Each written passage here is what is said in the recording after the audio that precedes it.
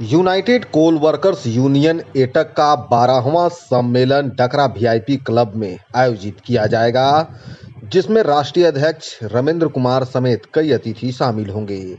इसको लेकर Dakra VIP club में प्रेस सम्मेलन का आयोजन किया गया, जिसमें यूनियन के जेबीसीसीआई सदस्य लखनलाल महतो, प्रेम कुमार, अरविंद शर्मा, कृष्णा चौहान, बहुरा मुंडा, सीताराम शाही, संजय प्रसाद, अरविंद कुमार, रवि वर्मा, प्रदीप ठाकुर सहित कई लोग उपस्थित थे।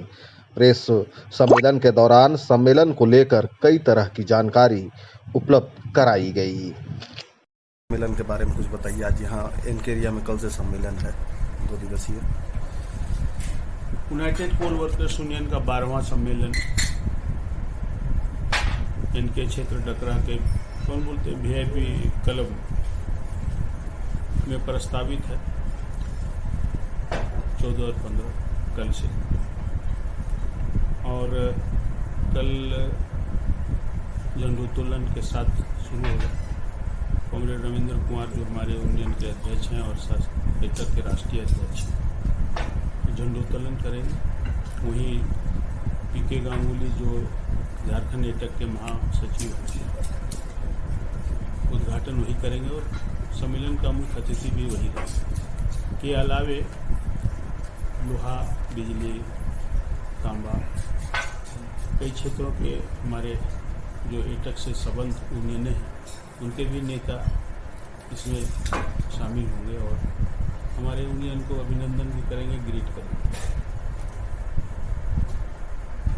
यह 12वां सम्मेलन है। इसके पहले डकरा में 1993 में सम्मेलन हुआ था।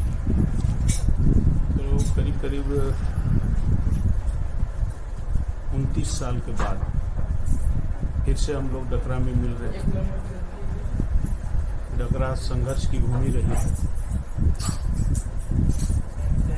डकरा में ही कोयला मजदूरों ने और उस समय जो नेता थे गुजराल को यहीं से लोगों ने मार भगाया था, जो कोल इंडिया के चेयरमैन थे।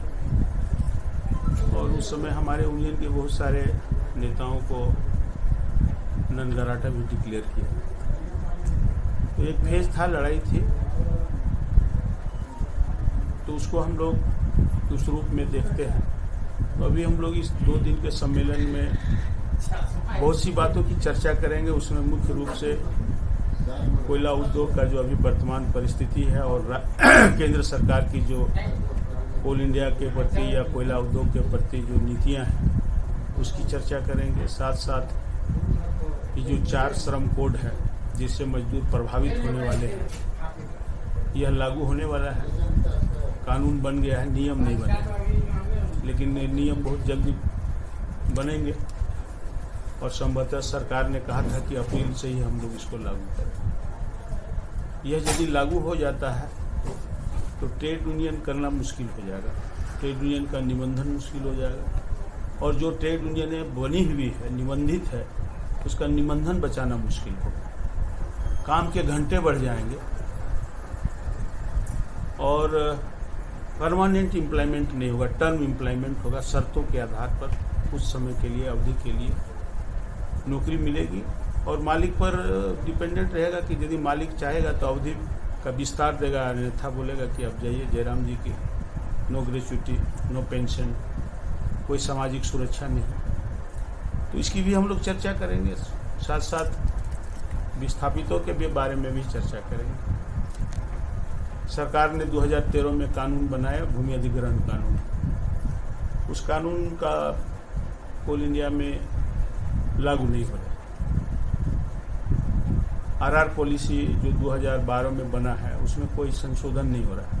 हम लोगों की मांग है कि 2013 में जो भूमि अधिग्रहण कानून बना है, उसके आलोक में आरआर पॉलिसी बनाई जाए और 4 गुना मुआवजा हो, नौकरी हो, पुनर्वास हो।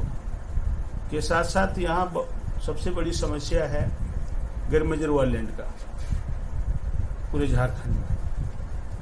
गैरमजरूआ लैंड सरकार या कंपनी ले रही है, उसके बदले में नौकरी नहीं देती।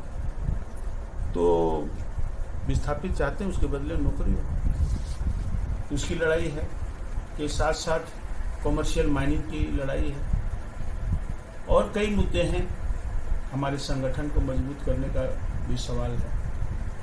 फिर जो आउटसोर्सिंग मजदूर हैं जिसको हाई पावर कमेटी का वेज नहीं मिलता है, तो एक तो है कि वेज हाई पावर कमेटी का मिले, उसके साथ साथ समान काम का समान मजदूरी भी हम लोग चाहते हैं, क्योंकि कानून है तो कानून को लागू, और जब तक वो लागू नहीं होता है तब तक हाई पावर कमेटी का वेज नहीं है। साथ साथ बड़े पैमाने पर छोटे वाहन जो है कंपनी ने हायर किया, उसके जो ड्राइवर्स हैं उनको वेतन वेज नहीं मिलता है, मजदूरी नहीं मिलती, प्रॉपर मजदूरी। तो उसमें हम लोग कहना है कि जब आप आउटसोर्स मजदूरों को हाई पावर कमेटी का पैसा देते हैं, तब छोटे वाहन के जो ड्राइवर्स हैं उनको भी आप हाई पावर कमेटी का पैसा दीजिए, सामाजिक सुरक्षा दीजिए, मेडिकल चिकित्सा की व्यवस्था कीजिए, इत्यादि चीज़ें हैं जिसको लेकर के हम लोग रूपरेखा तय करेंगे और लड़ाई के मैदान में जाएंगे। 11वां वेतन समझौता पर क्या कुछ हो रहा है? 11वां वेतन समझौता अभी तक 3 बैठक हो गई, चौथी बैठक प्रस्तावित है 22 तारीख को। पहली बैठक तो परिचय में ही चला गया, दूसरा बैठक में प्रबंधन ने कहा 10 साल का वेतन समझौता का प्रस्ताव था, जिसको हम लोगों ने नहीं माना। तीसरा वेतन जो बैठक हुई उसमें फिर प्रबंधन 10 साल का राग अलापने लगा, और उसमें अंततः यह सहमति बन गई कि 5 साल का ही वेतन समझौता होगा, क्योंकि कोयला में वेतन 5 साल का ही वेतन समझौता होता रहा। हम लोगों ने कभी 10 साल को स्वीकार नहीं किया, और 5 साल में ही हम लोगों ने 100% महंगाई भत्ता को हासिल किया। इसीलिए कोई प्रश्न नहीं था कि हम 10 साल का करें। और अभी जो दिल्ली में बैठक हुई 16 फरवरी को, उसमें यह सहमति बन गई कि 5 साल का ही होगा, और प्रबंधन ने 10 साल का कुछ ठोस प्रस्ताव लेकर के आया था। तो जब 5 साल का हुआ तो उन्होंने 10 साल वाला कि क्या बढ़ोतरी देंगे उसका पत्ता नहीं खोला, बोला जब 5 साल का ही समझौता होगा तो हम फिर 10 साल का क्यों दिखावें उसको। तो ये हम लोग को लगता है कि इस बार 22 तारीख को 5 साल में क्या वो देना चाहते हैं उसका वो हो सकता है खुलासा करें। अभी तक स्थिति यही है, लेकिन हम लोग ये समझते हैं कि यह वेतन समझौता इतना आसान नहीं होगा, तो लड़ाई लड़नी होगी कोयला मजदूरों को। अभी हम लोगों ने 28-29 मार्च को हड़ताल किया, लेकिन हड़ताल का रिस्पांस कोयला मजदूरों ने नहीं दिया। हड़ताल वेतन समझौता में दबाव बढ़ता, यदि हड़ताल अच्छी होती तो हम लोगों को वेतन समझौता में थोड़ा बल मिलता, लेकिन मजदूरों ने इसको उस रूप में नहीं लिया। तो यही है।